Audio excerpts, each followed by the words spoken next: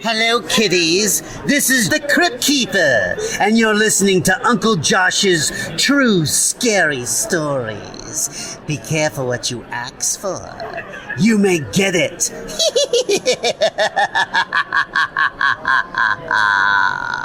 Hey, campfire crew. Let's get it on.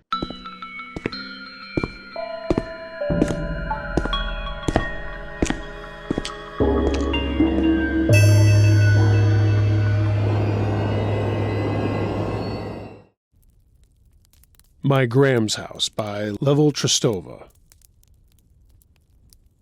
These stories are all real accounts of things that have happened to me and my family. Reading other posts online, I started to remember what happened to me, so I apologize for the weird order this is in. I, a 20-year-old female, was vacuuming my grandma's hallway one day, and I was right in front of this yellow room that my uncle would eventually pass away in from a heart attack.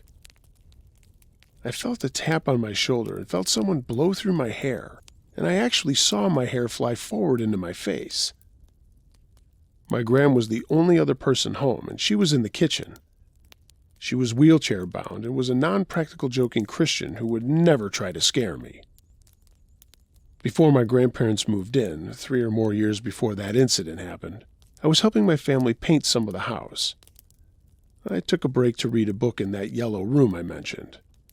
I laid on the floor with my head facing the door, which was open, and I heard my dad go out to the car, in the garage, so I was definitely alone in the house.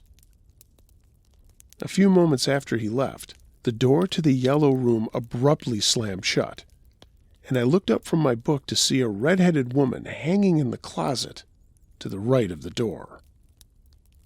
6 years after that incident, my uncle had a heart attack and was found lying with his eyes wide open in front of that same closet.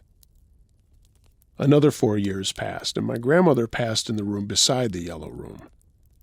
At one point before my uncle passed, my gram asked me if I ever felt the need to call upon the name of Jesus in her house. And I'm not religious, but I took that to mean, have you ever felt unsafe and afraid here? I told her what I had seen in the closet before they moved in, and all the color left her face, and her eyes were so wide, it looked like they could have fallen from their sockets. In a hushed voice, as if she was afraid someone would hear her, she told me, "The red-headed woman runs naked through my room screaming when I try to sleep." My gram had me pray with her, and we didn't mention it again after that. As her health began to decline, my sister and her kids moved in. The kids were offered the yellow room and had no idea what I had seen, or that was where their great-uncle had died. They both declined to stay there and were terrified of going down that hallway. My sister stayed in that room for a while, and I believe she was at the height of her chronic depression. My nephew by that time was a preteen and finally worked up the courage to move into the yellow room. He kept odd hours, and the door still closed by itself, but according to him, it never slammed shut.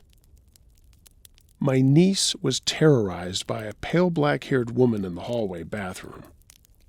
She was the only person in the house that I have heard talk about a woman with black hair there, and it's been a few years since she mentioned seeing her.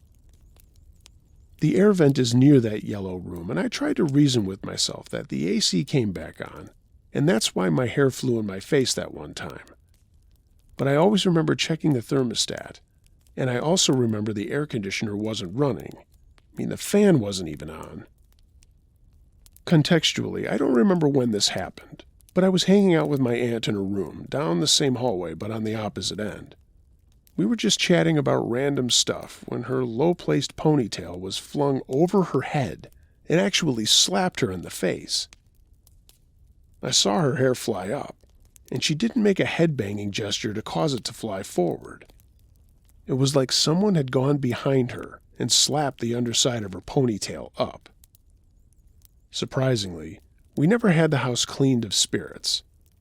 My gram was devout, but by the time they moved to Virginia, she would watch church services on TV and didn't belong to a church community there to get that kind of help. The 4th of July after my uncle passed, I was using the restroom near the dining room on the opposite end of the house from the bedrooms and the hallway that was weird. Everyone else was outside, either at the grill or doing firework inventory. I remember distinctly hearing the disembodied voice of my said late uncle calling out my name. He had a very distinct voice, deep and disquieting. I was afraid of him when he was alive. He was an addict and had erratic and often violent outbursts. Recently, my mom told me that he would write me letters when they still lived in New York. I couldn't read or write at that time, and he eventually started sending creepy letters asking me why I never wrote him back, or why I didn't want to play with him, and that it hurt his feelings, and that it made him upset and very angry. I am so glad she didn't tell me about this until after he died, but it still scared the living hell out of me when she did. I sent all of this to my niece, and she said that when they talk about what they had seen in the house, the lights flicker. She's also told me that she's had dreams that our Graham has come back, but somehow look different. And I'll leave you with this. Maybe it's a coincidence, and maybe it was why she got spooked, but my Graham used to color her own hair red.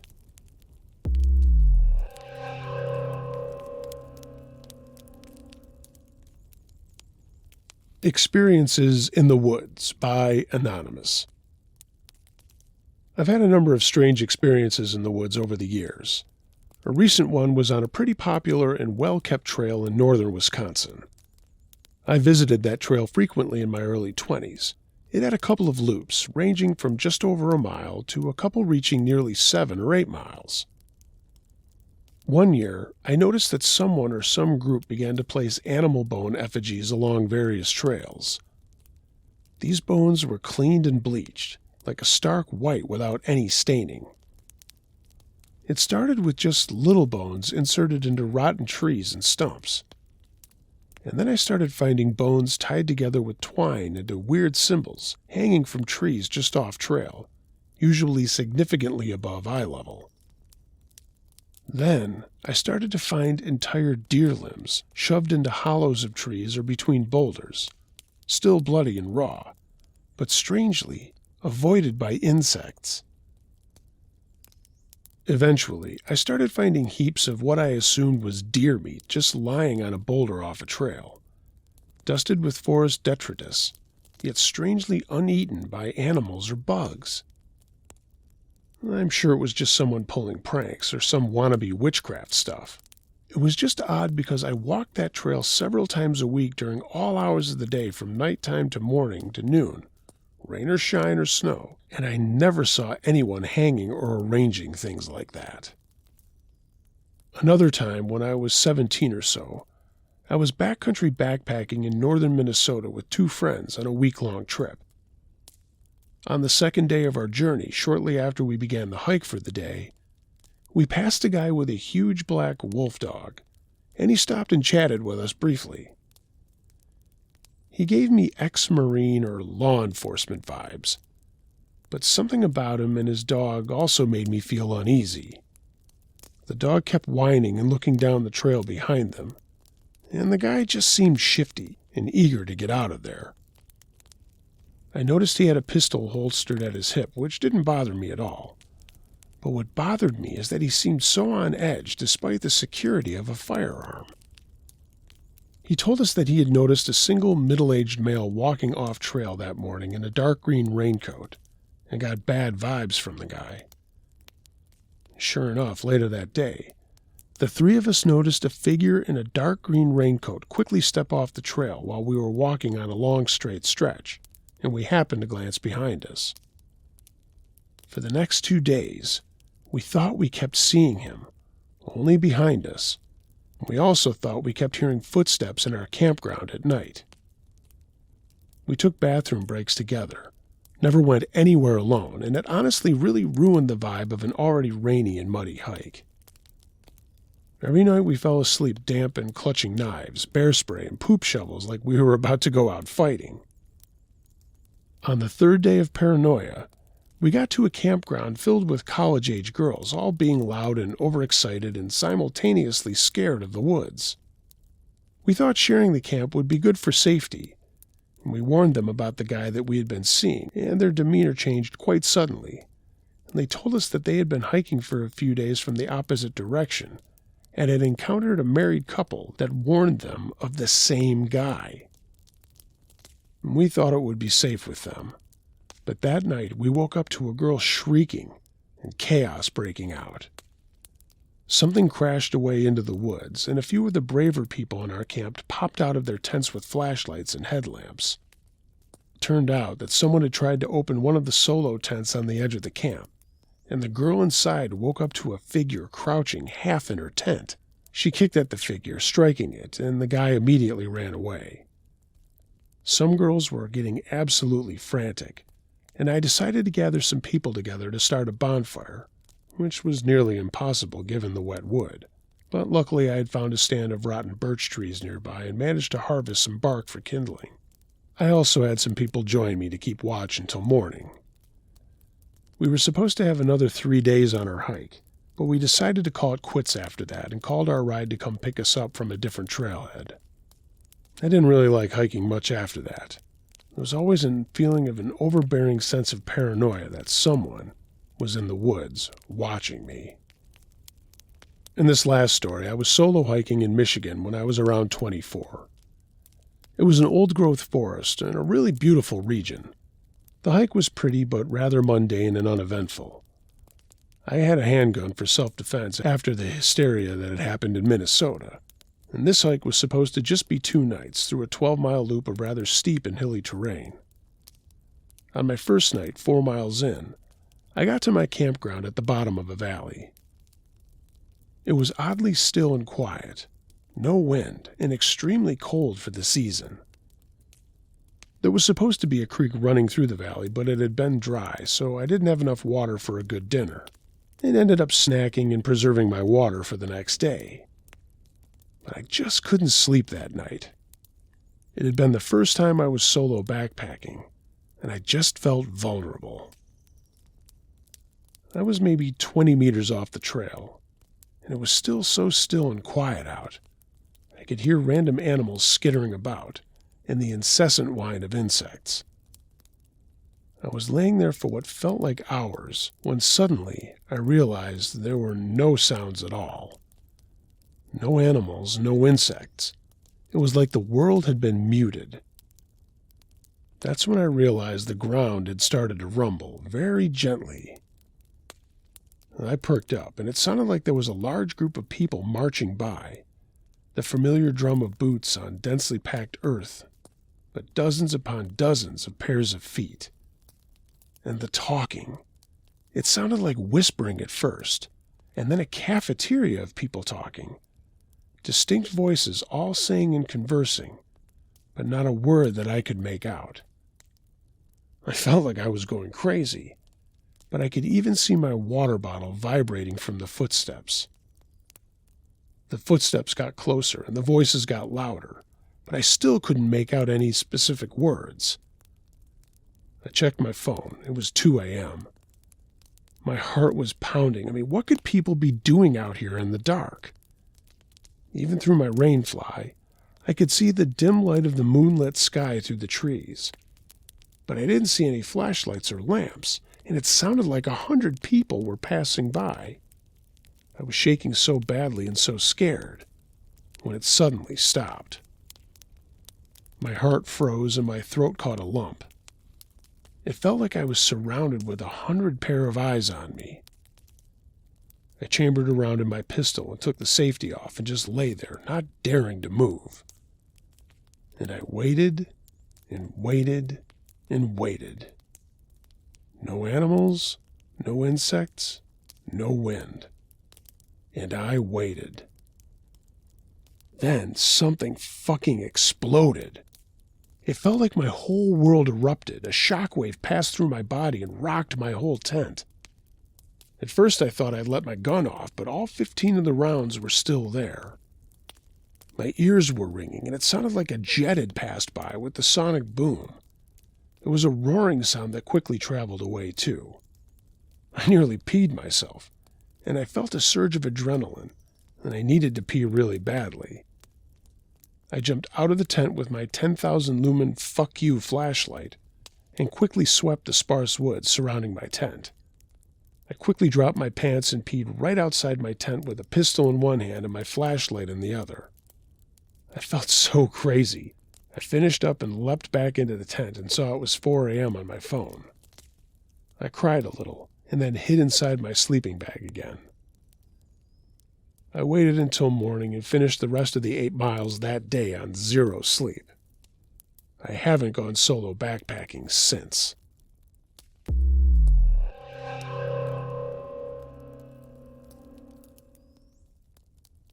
Being Watched by Johnny Law. This was around the winter of 2006. I was 8 years old at the time, and I was living in Thunder Bay, Ontario with my family.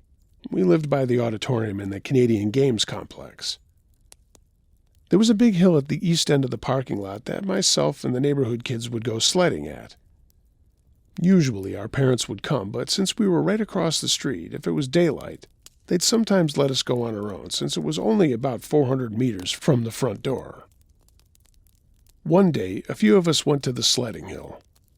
There were 4 of us, myself and 3 kids from a big family down the street. There was the older sister and 2 of the younger brothers. And everything went as usual, until we noticed an old blue Ford F-150. I still remember the rust on the wheel well and the hood. The driver? He just sat there watching us. He was an older guy, mid-40s or 50s, dark gray shoulder-length hair and a salt and pepper beard. He just sat there, smoking and watching us. We all immediately felt creeped out, and we didn't take our eyes off of him. I would often watch a lot of crime shows with my mom, and I could feel the hairs standing on my neck as I knew something just felt sinister. The older sister of the family said, "We'll slide down the hill and just walk home," as he kept watching us. But he got out of his truck and started walking towards us, and we immediately took off running across the parking lot. Then he just stood there on top of the hill smoking and watching us run in panic. The other kids told their parents and were told to not go back to the sledding hill, and I, for some reason, was afraid to tell my parents. A few months later, we were driving up the street we lived on, Beverly Street, and as I was looking out the window, I got that heavy, dreadful feeling in my body. I saw the Ford F-150 again, in the parking lot of the apartments right next to the clinic my mom would take me to, and the convenience store that I would bike to with some of the older kids in my neighborhood. I never biked up there again. When I would see that truck driving on the main drag, I'd hide in the bushes or behind hedges. Only once did I see him drive through the neighborhood, and it was right before I moved. I was playing in the yard of the kids that I was sledding with that one day, and we all were just standing there and watching him as he slowed down and glanced out the window of the Ford, cigarette in mouth. Only a few of us had seen him, but the dread we felt as we looked at each other was indescribable. I moved a few weeks later, but have never forgotten about that day. I recently in my adult life moved from Manitoba to southern Ontario and decided to drive by my old house on the way. But when I drove by those old apartments, I didn't see that truck. But I still felt something odd in me.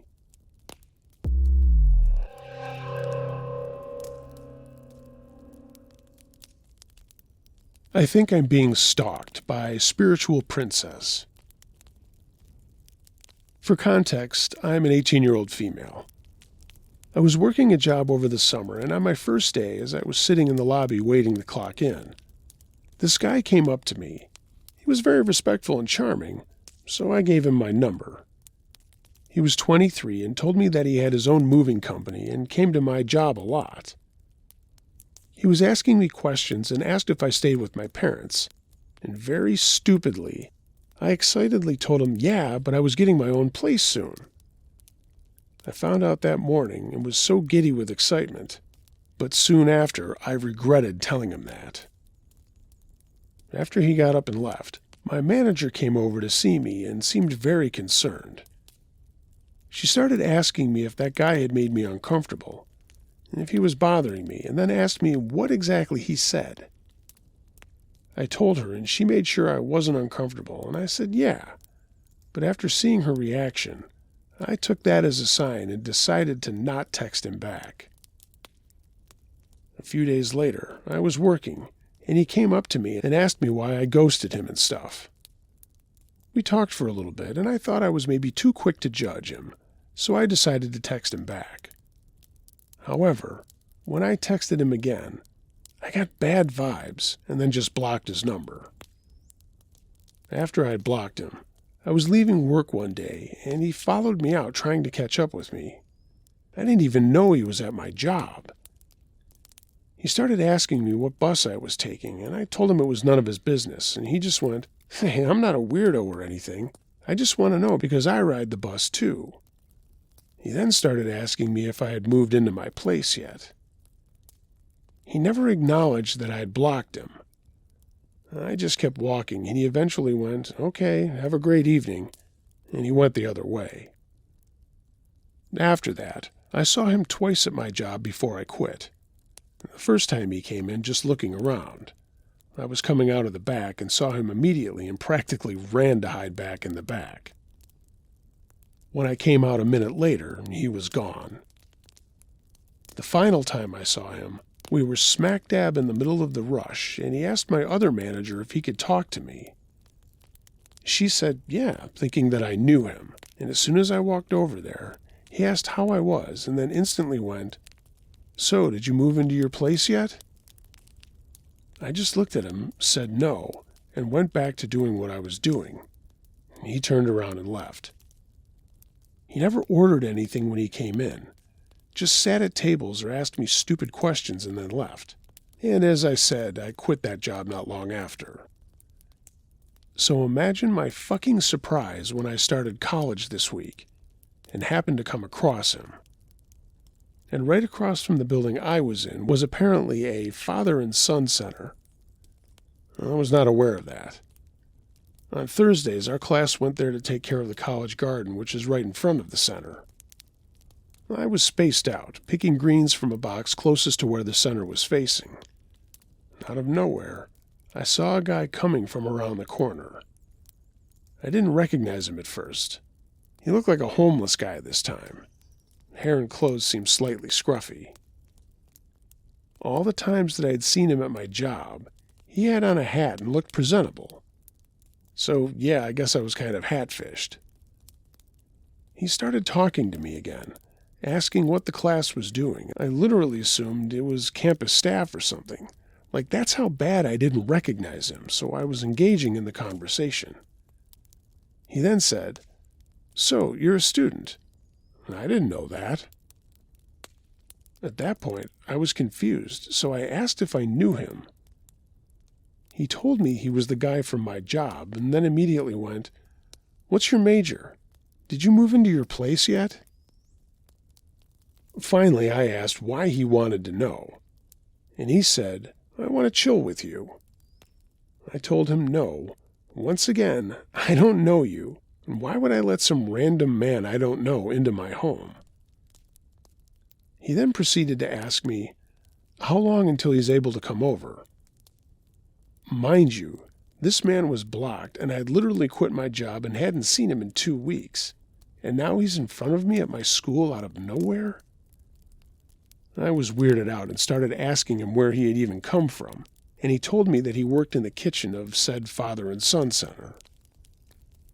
This dude did not look like he was working, and if he was, how did he see me outside, and why was he out here bothering me instead of doing his job? He never even gave me a chance to respond to his statement. He just asked if my apartment was off a specific street name. At that point, I got creeped out because while he was wrong about the street it was on, it was the name of the bus I took to get there. I got up and walked away from him, and he let me go after saying, "Well, happy gardening." I watched him to see where he was going, and he did in fact go into the building. However, he walked back over there very slowly and creepily.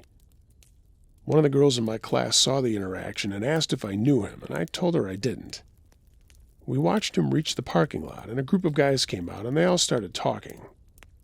Then, another guy came back over to where we were gardening and asked another classmate what we were doing, what class we were in, and stuff like that.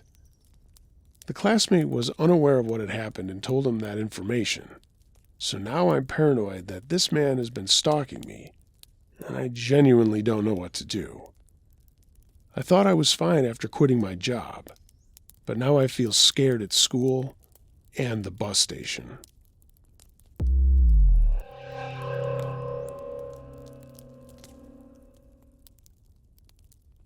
Stalked in the Woods by Sir One Tap. This happened almost 3 years ago. During COVID, I was sort of lost and extremely bored without human interaction. This was until me and my buddies found mountain biking when our parents allowed us to see each other outside. Living in Washington State, we found lots of woods perfect for MTB trails. Us being under the age of 16 at the time, we had no license to drive to any actual mountain bike parks, so instead we built them.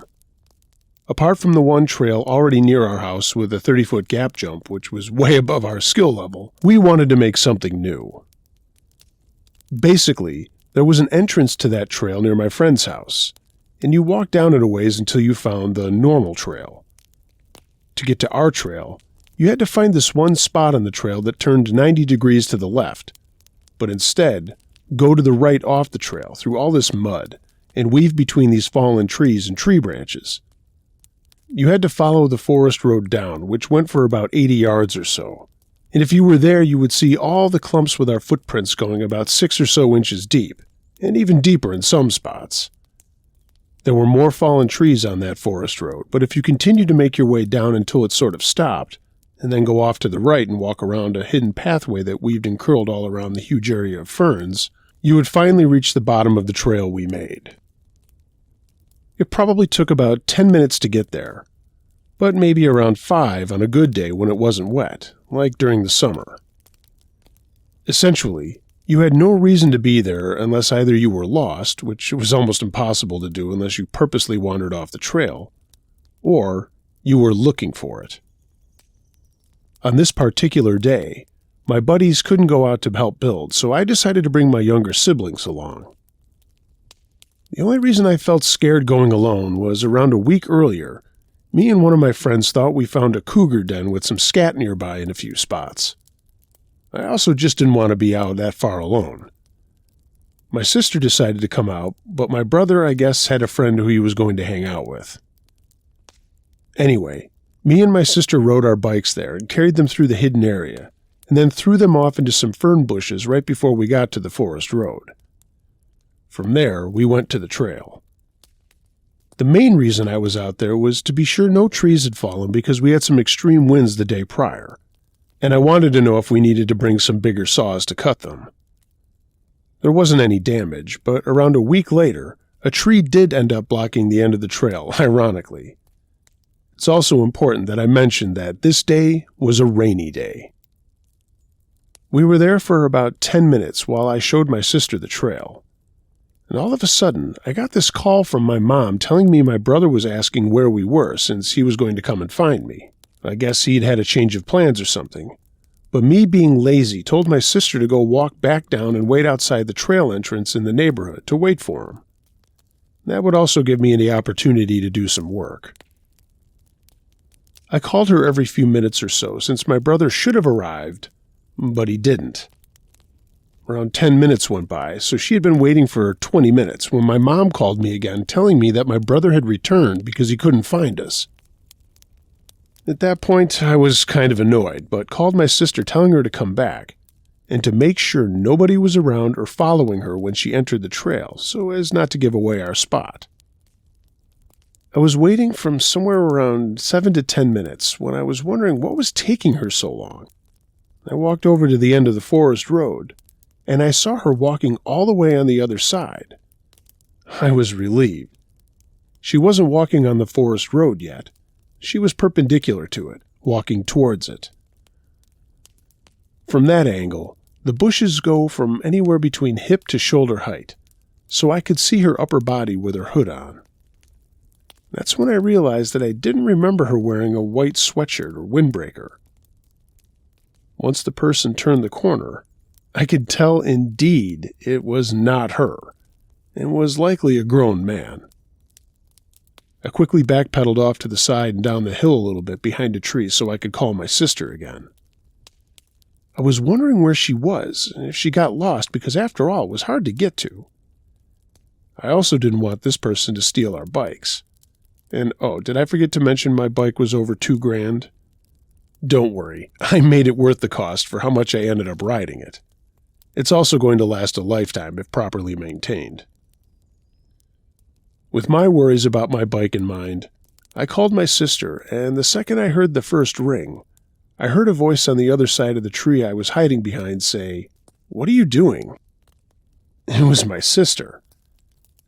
I told her quickly to get down so as not to be seen by that person. I didn't want them to find the trail we were building, as I didn't want to get in any sort of trouble. And again, I wanted to keep it hidden. I also wanted to get back to our bikes. She could tell by the panic in my voice that I was serious, and when I told her there was a person, she looked and said, "No, there isn't." I peeked over, and sure enough, no one was there. I know what I saw, though, so we made our way back, walking past where I had seen the person. I was worried the bikes would be gone, so as we trekked through the mud and my heart was pumping, I couldn't help the feeling of being watched. I could feel the adrenaline rush, and I almost knew they were off in the trees watching us. I was so distracted thinking they were going after the bikes, when I saw them disappear, I didn't even think they would be hiding. Thankfully, as we made our way last and down the trail while acting as calmly as possible, we arrived to see the bikes were still indeed there. At one point, it did look like there was a different shoe print, because it was slightly larger and differently shaped, but it was hard to tell in that area. We made our way all the way back down, while I constantly looked behind me, making sure we weren't being followed. Towards the end of the trail where it split off and led to the neighborhood, there's a short but wide wooden bridge which is covered in dirt. Thankfully, since it was raining and you could easily see the footprints, I could see the extra pair. I could vividly see my first set of footprints to get to the trail as well as my sister's, with an additional set of her footprints going back and then returning. And then a shoe print on top of hers, showing it was the most recent footprint made. This confirmed my sighting. My heart dropped once again, and we quickly got out of there, making sure nobody else was behind us. When I got home, I didn't hesitate to tell my parents, who only told me that the next time I needed to be with my sister at all costs. I could tell they partly didn't believe me or thought I was exaggerating, and all these questions went through my head. On one hand, we live in a nice neighborhood, and even if it was a random person who didn't live there, why were they out there? If they were maybe worried about why a random little girl was wandering off into the trails, why did they even bother following? And when they did, why so far behind and so creepily? Why not just call out? If it was some kind of worker, why were they wearing what they were wearing? Wouldn't there have been boot prints? Wouldn't they have been wearing a vest or a helmet and a truck parked outside the trail? Wouldn't they have also had someone else with them? And why hide? If they thought she was alone originally and they walked past two bikes, why did they keep going? It wasn't until they must have seen her talking to me, or just saw me, when they hid. I mean, why feel the need to hide from two young kids? And most importantly, what would have happened to my sister if I hadn't been there? Anyway, I feel the need to explain some details. The footprints that were left behind were maybe half an inch to an inch bigger than my shoes. I couldn't see their face, but they were definitely white or had lighter skin. I'm going to be honest and tell you that the person wasn't this huge, massive being to make it sound scary, but they definitely didn't fill out their sweatshirt or coat, so they really weren't super scary looking, but definitely much bigger than me at the time. I think it's also important to note that maybe whoever was out there was innocent, but I've always still wondered what would have happened to my sister if I hadn't been there.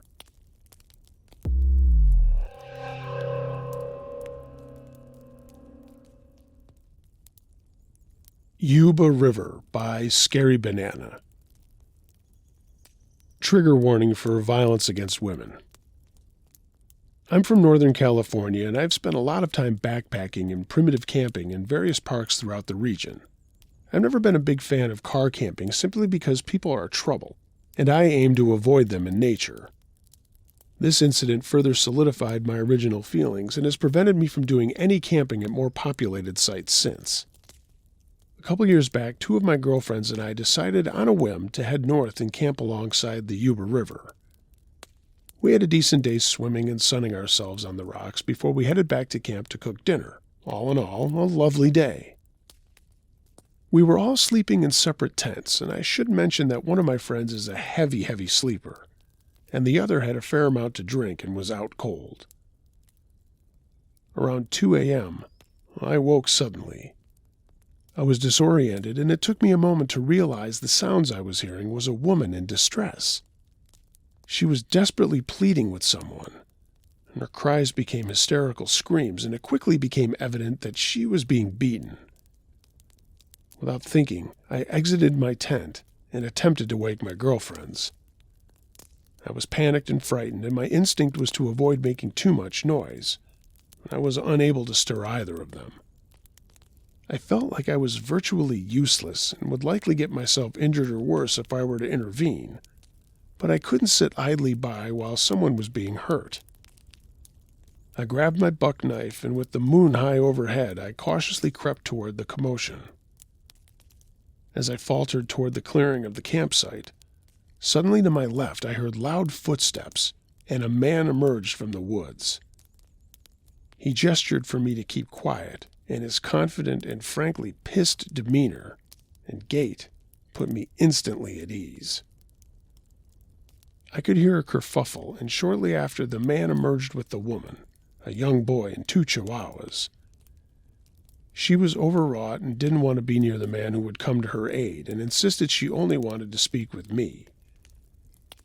She told me that they were in between housing, and that what was going on was an isolated incident. The abuse had clearly been prolonged and frequent, considering she had old bruises and injuries all over her body.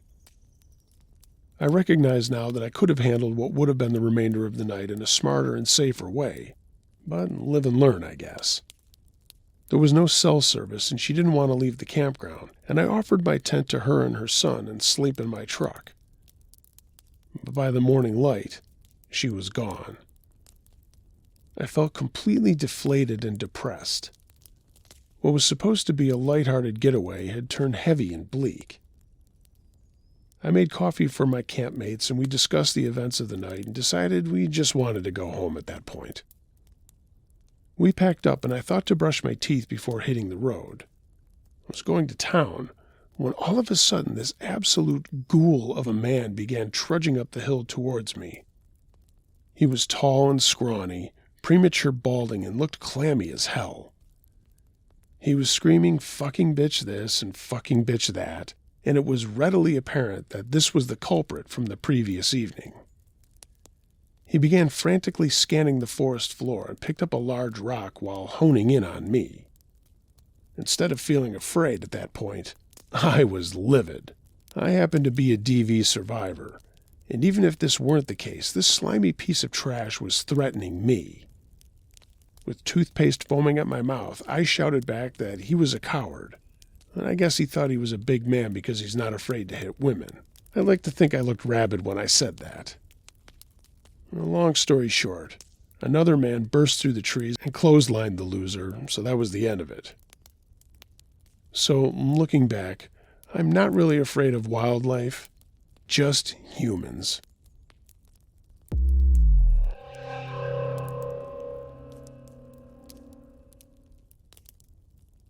My Nice Neighbor by Roman Trash. In 2018, I moved into a small 2-story property in England with my then-boyfriend. It was in a quiet cul-de-sac with houses crammed together, all facing each other. I am very introverted and don't typically make a habit of socializing much with neighbors. But still, we naturally ran into a few and exchanged pleasantries, as you would, right? One of our new neighbors, Greg, was incredibly welcoming right off the bat when we met him. He was an older gentleman, the kind who'd stop you for a chat that would drag on until you made up an excuse for why you really had to get going. He shared local stories, asked about and took note of our birthdays, and even invited us around for a garden party where any and all were welcome. His house was directly across the street from where I lived, with his windows in clear view of mine. A couple of years passed by, and during this time my boyfriend and I split up. Although I never expressly shared this news with my neighbors, word must have gotten around with his car missing from the driveway. He moved out and left the country, but we stayed in touch regularly as friends. Having the house to myself felt lonely, so I got a cat to keep me company, and he quickly became, and still is, my world. Greg would often flag me down to talk when he caught me leaving or returning to my house. It was annoying, but I could live with it. I'd often update my ex about the weird little interactions I had with Greg, which we both found amusing to gossip about. One such incident was when Greg came to my door to hand over 2 of my parcels, one of which was a large table that he had yet to retrieve from his house. I had been raiding in Elder Scrolls Online at the time, doing a deathless speed run for an achievement.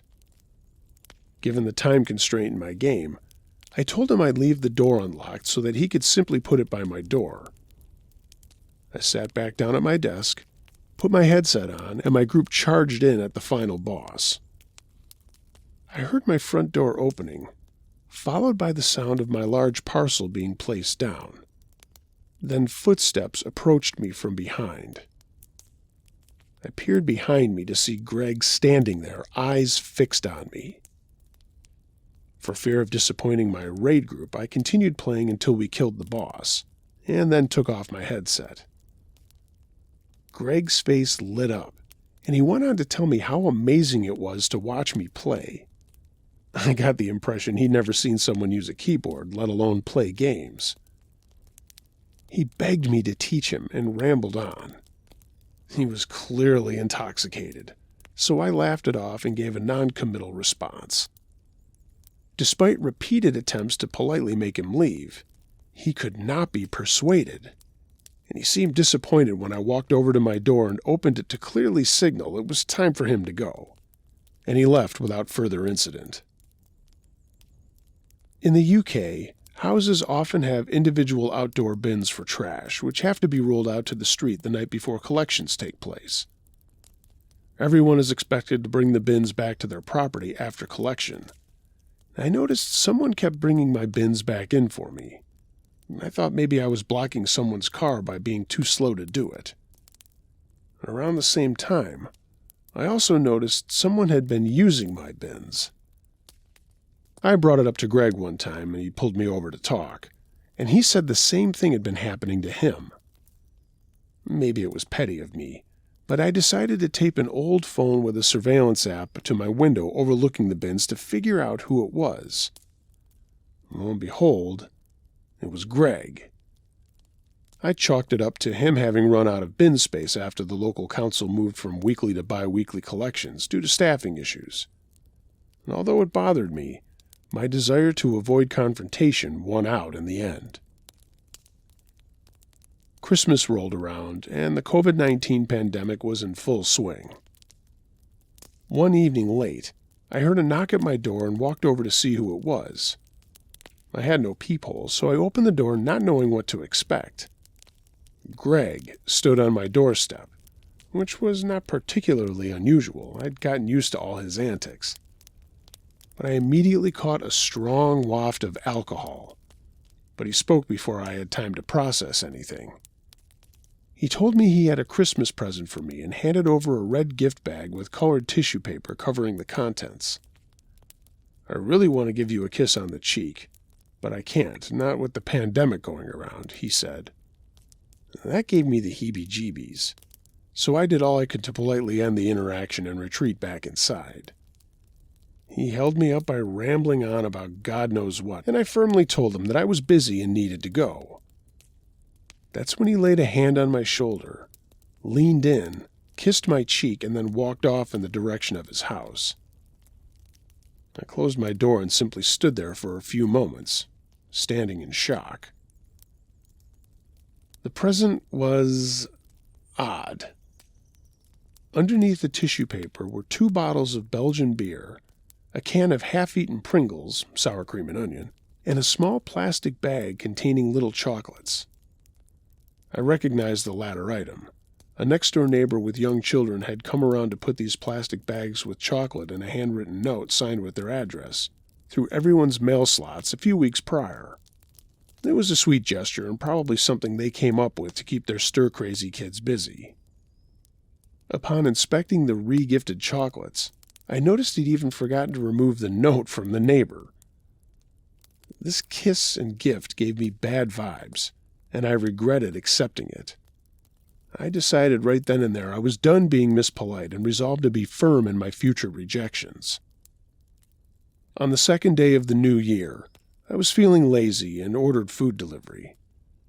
A mere 5 minutes after receiving my order, there was a knock at my door. Knowing the delivery driver hadn't forgotten anything, I concluded it had to be Greg. And then it clicked for me. He'd often turn up immediately after anything was delivered to my door. He was constantly watching my house. Was he dumping trash in my bins as an excuse to hang around my house? He called out for me through the door, and I felt too uncomfortable to answer and retreated upstairs out of view of the windows. Later that night, he came back and kept knocking, but once again I ignored it in hopes that he would just go away. The following day, I contacted the police to file a harassment report. I felt sheepish doing so. Was it really that bad? He was just a lonely old man, and I hadn't been firm enough with him. Upon being asked whether I wanted the police to speak with him, I told them I'd do it myself. I just wanted the report on file in case anything else happened. I would later become very grateful for filing the report. Greg turned up at my door a few days later, telling me how worried he was about me. I told him, and this is verbatim, I think it's best if we don't have any contact going forward. His response was eerie. I just wanted to be your friend. I held my ground, cut the conversation short, and closed the door. Finally, I thought, it's over. A year went by without incident, and everything seemed fine, with no knocks on the door or unwanted conversations while I was outside. One night in winter, I was leaving my house to get groceries, and it was completely dark outside, save for a lamppost casting some sparse light onto the street. My driveway was at the end of my house, where the bins were stored. This driveway was blocked in by a tall panel fence to add some privacy, seeing as the kitchen window was directly next to it. You could see right into my kitchen and living room through this window. As I was outside locking the door, I saw a figure in the dark slinking out of my driveway and behind the fence. I immediately unlocked the door and went back inside. It was dark, and I guess I could have imagined it, but my gut told me otherwise. Was there someone waiting for me behind the fence? Ultimately, I trusted my instincts and decided to forego the groceries for the night. I bought and mounted a motion sensor light to illuminate my driveway that night. The memory of the shadowy figure quickly faded in my mind, and the new light gave me some comfort that I'd at least be alerted if someone was lurking outside my window. A couple of months after the incident, I was in my kitchen getting some food for my beloved cat, and the window was directly to my left, around 3 feet away from where I stood.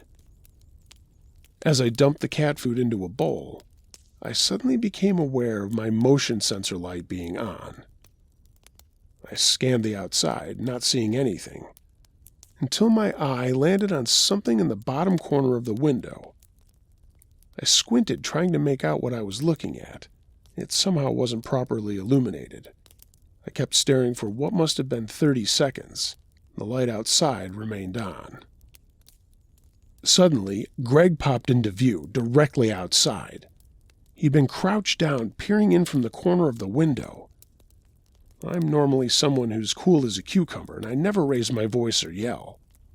But I truly lost it at that moment, screaming, "What are you doing?" repeatedly. He just stood there, then nonchalantly asked, "Are you all right?" I kept screaming, but now it was, "Why are you there?" Greg walked off into the dark. I immediately called the police, and typically the police in England leave something to be desired. But I have to give them credit for how they handled the situation. They took my statement over the phone and gave me a reference number. And I received a couple of phone calls with updates and was told they'd be bringing Greg to the station. I was also informed that he was known to the police for having previously followed other young women. Sometime later, he was arrested at his property in front of a wife I didn't even know existed. They did this to scare him, according to the police officer I spoke to make a point. But sadly, he received nothing more than a police caution, which forbade him from being on my side of the cul-de-sac or contacting me. Still, it seemed to work. That was the last time I ever spoke to him. I did see him staring at me in the shower from his window one time when I forgot to close the blinds, but nothing else. I've since moved far away. So, Greg, you're gross. And now everyone in that neighborhood knows you're a creep. Let's not meet again. Ever.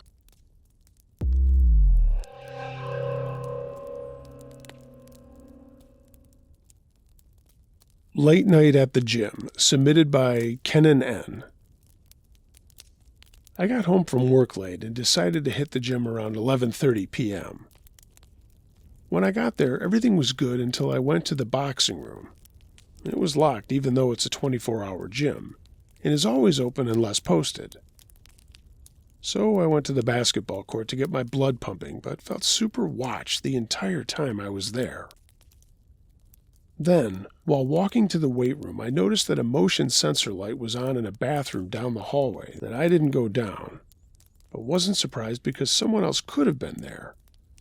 But 0 lights were on when I got there, and there were no other cars other than mine in the parking lot. While I was working out, a truck stopped and let out 2 guys who walked towards the gym, but never came inside. I kept thinking something was in the corner of my eye, but nothing was. What made my gut feeling kill my urge to work out and desire to leave was when the locked door opened and banged shut, but no one came in.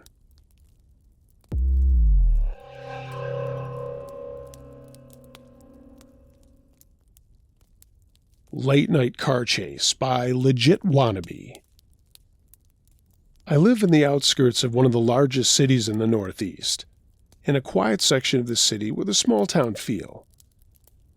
I go to a gym in the suburbs, and one night I was headed home after a pretty intense workout, ready to get home, pet my dog, and take a much-needed shower. To get back into my section of the city from the suburbs, there's an old 4-lane bridge that leads into a few of the main streets of the neighborhood. The lanes aren't separated by markings, but there are signs on the bridge, and everyone respects the 2 cars to a lane policy. As I was driving across the bridge, I stayed in the right lane to go straight across, as the left lane is a turn lane.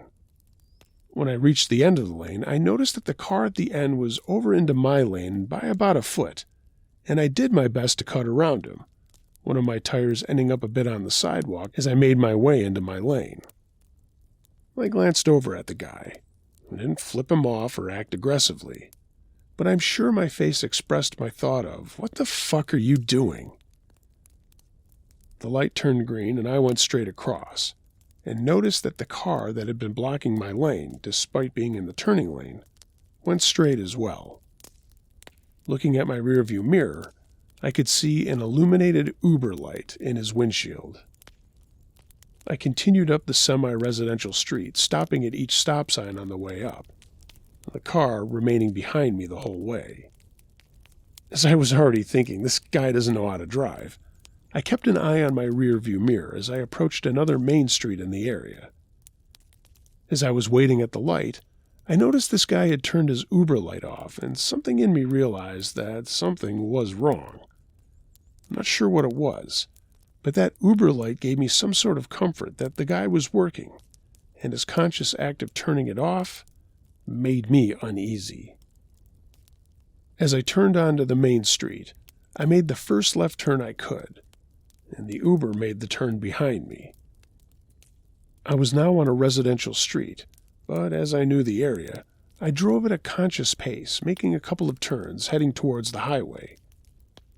The Uber pursued, now his bumper about 1.5 feet from mine. Halfway down the residential street, there was no doubt in my mind that I was being pursued. Now, despite having a very buttoned-up office job and having a soft-spoken personality, I didn't necessarily think I was a prime target for being chased. I'm a big guy. I'm between 6'5" and 6'6", a little under 220, muscular, and have tons of tattoos. I'm sure this guy saw me as I pulled up next to him on the bridge, and from my glance at him, he looked older and much smaller than myself. While the thought of pulling over and escalating things did cross my mind, with the rate of gun crime in my city, that thought was gone as soon as it came. All I could focus on was getting to a safe place and making sure this maniac didn't find out where I lived. As I turned onto the highway, he followed again, cutting across several lanes and accelerating to catch up to me. I made the first right I was able to, then led him down a winding maze of back streets, his car inches from my bumper the entire time. I wasn't paying attention to one-ways, stop signs, or speed limits at that point. I just knew I needed to get away. All the while, the Uber followed, matching my speed and taking every sharp turn I did through the maze of streets. I realized that I needed to get back to a more populated area in case the guy decided to shoot me or hit my car. So I headed back in the direction of the main street, spotting out of the corner of my eye the parking lot of a fast food restaurant that provided a shortcut to the main road. I blasted through the parking lot, this man speeding in after me, and at that point I felt hopeless. If this guy was willing to follow me through all of that, he wouldn't stop until he caught me. I weighed my options as I turned onto Main Street. The police department was about a 10-minute drive away, but there were several lights and crosswalks between myself and safety. I decided I would head through the back streets in that direction, trying my best to lose him as I went. I didn't want to give this guy an opportunity to get out of his car at a red light and hurt me in some way. I had to head in that direction and pray that I didn't hit any red lights. As I rounded the corner out of the parking lot, my worst-case scenario was revealed. A red light with a car already stopped, opposing traffic. I didn't one-way to my left with a car ready to make a turn. I knew it was irresponsible, but I didn't hesitate. I merged into the oncoming lane and made a left going the wrong way down a one-way residential street. A few beeps from other cars rang out, but I didn't care. I just prayed that I had made an irresponsible enough maneuver to throw this guy off and create enough confusion to get away. I looked in my rearview mirror, and I didn't see any headlights. I drove to the end of the block of the one-way street, and I made a few random turns down side streets, pulling into the parking lot of an apartment complex, and that's when I turned my car off. My adrenaline was winding down, and I could not stop shaking. I laid on my seat all the way back and called the police non-emergency line. The lady who answered the phone was entirely unhelpful and directed me to call 911. But all I had was a brief description of the car and a guy whose face I could not recall. The police told me they were just going to write it up as a disturbance. They told me to drive home, as some time had passed between the chase ending and their getting to me. Being the ever-paranoid person that I am, I parked several blocks down from my house, changed clothes in my car, put on a hat, and walked home, on the lookout for this guy and his car the entire way. I thought I saw his car turn left down another block as I walked, but I told myself that even if it was him, he wouldn't be able to recognize me outside of my car. Now I'm home laying this out, my large dog next to me and a drink in my hand. I feel helpless. I'm scared to drive my car in the city and run into this crazy guy, scared of what he might try to do. I'm worried this guy will drive around and see my car, find out where I live, and try to come after me or my family in some way. I've never felt this vulnerable before in my entire life, and I've never considered purchasing a weapon legally, but this encounter is making me consider it. All I can do now is try to move on and hope that he doesn't get any rioters in my area. So, to the deranged Uber driver who chased me through the back streets of my city because he didn't understand traffic patterns, let's not meet.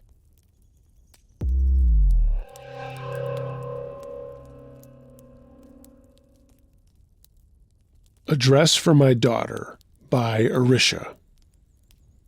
I'm not sure I believe in the paranormal, but this experience is something that I think of often. My dad had me at 70, as unusual as that is, so when I was 20, he was 90. He was sick and in bed, and we knew he was going to die soon. I used to visit him every day and stay with him. At the time, his memory wasn't very good. He mixed up names and faces a lot, and a week before he died, he told me that a while before he had bought me a dress and asked me to look inside his closet. His wife came to help me. My dad told us where to look, and we found a baby's dress, size 3 to 6 months. I told him he must have bought this for one of his grandchildren or as a gift for someone else, but he insisted that I had to take it. He kept saying, "It's for her, take it," which at the time I thought meant that it was for me, referring to me as her, as maybe he didn't know who he was talking to. That day, I told him multiple times that the dress was not for me, but he refused to listen. I took it home and never saw it again. I probably shoved it in some drawer and forgot about it. My dad died, I moved out, I got married, and years passed. Last April, my daughter was 3 months old. I opened up my closet to pick out her outfit for the day, and the dress was waiting there, folded, ready, still with the label on. When I asked her, our cleaning lady said that she had found it somewhere in the room and put it there. I honestly don't know where she could have found it, as the last time I had seen it was literally 5 years ago. It's even stranger that the dress only showed up when my daughter was already 3 months, which was the exact size of the dress. I was the one who had packed everything when I moved out of my mom's house, and I was the one who packed everything again when we renovated with my husband. I had never seen that dress apart from the day my dad had given it to me, and then.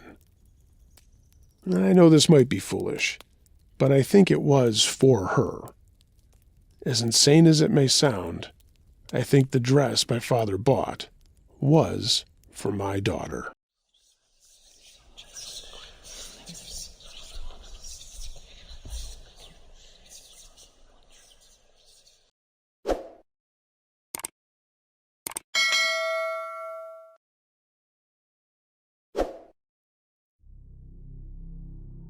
Hey gang, thanks for listening to this episode of Uncle Josh's True Scary Stories. If you have a true scary story of any nature that you'd like to hear narrated on this channel or my podcast, email it to unclejoshtruescarystories@gmail.com. I read them all. If you could do me a huge favor, please like this video. If you haven't, subscribe to my channel and hit the notification bell for every time that I upload.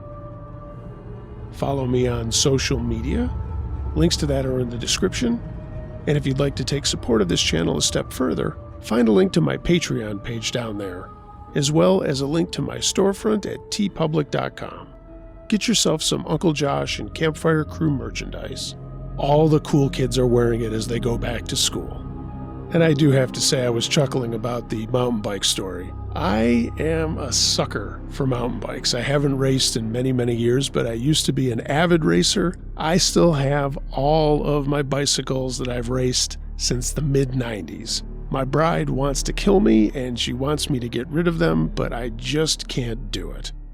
Couple of GTs in there, and my baby, a Gary Fisher Super Caliber. That one I will never get rid of. Everyone, be excellent to each other.